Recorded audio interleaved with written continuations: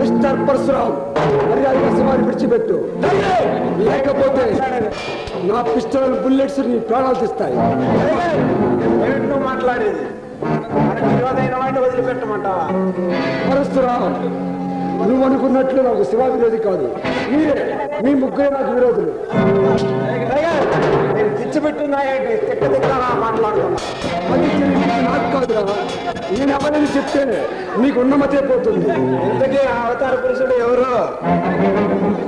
Tiger అనే పేరుతో మీతో ఉంటూ మీ అక్రమ అరాచక చర్యలను కట్టిపెట్టడానికి వచ్చిన సిబిఐ ఏజెంట్ రవికుమార్. ఏజెంట్ అని మాకు తెలుసు, రవికుమార్ అని కూడా తెలుసు. కానీ నీ నోటి నుండి నిజం విన్న తర్వాత నిన్ను అంతం చేయాలని ఇప్పుడు దాకా వేచి ఉన్నాం. నోరు మీద కొత్తే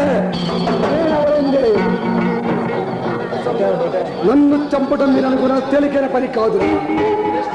మిస్టర్ అనవసరంగా టైం వేస్ట్ చేస్తే నీ ప్రాణాలకే నష్టం. కమాన్, పెట్టావు ఆ శివానాడి కట్లు ఇప్పుడు.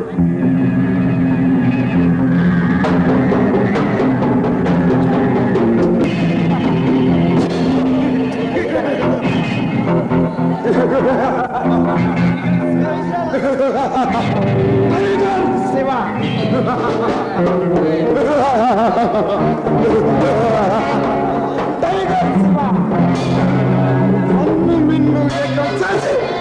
ఈ లోకాన్ని తలకిందులు చేయగల విశ్వాసవంతుడితో మాకు ఇక ఎదురు లేదు.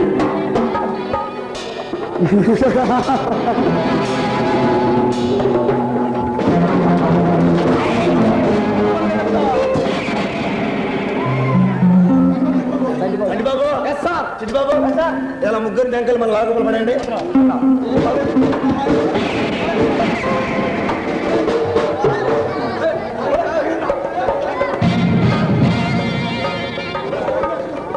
మిస్టర్ నాగేంద్ర, నీ రవి అనుకున్నట్టు సొంతారు కాదు, సిబిఐ ఇన్స్పెక్టర్.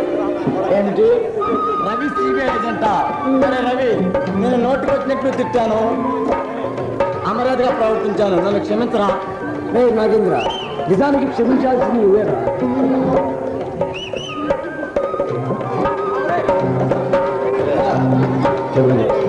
శివ, నేను ఈరోజు బయలుదేరి ఢిల్లీ వెళ్తున్నాను. మళ్ళీ ఎప్పుడు వస్తావు?